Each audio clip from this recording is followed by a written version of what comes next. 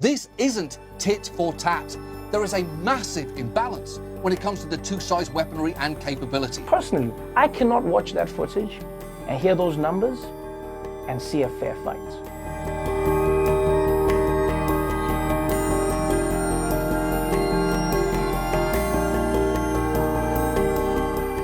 Set aside motives and intentions and just look at technology alone.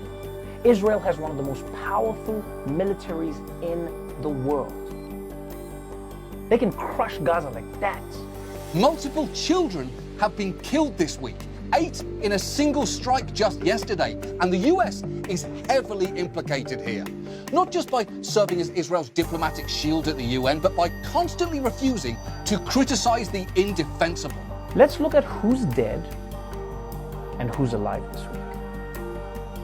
In Gaza, Israeli airstrikes have reportedly killed 28 people, including 10 children. Over 150 people have been wounded. Because someone with this accent always thinks they can fix things in the Middle East.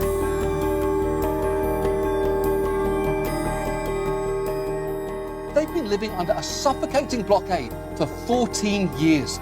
And in Israel and the occupied Palestinian territories, Palestinians are essentially being governed by a form of apartheid, an assessment echoed by both international and Israeli human rights groups.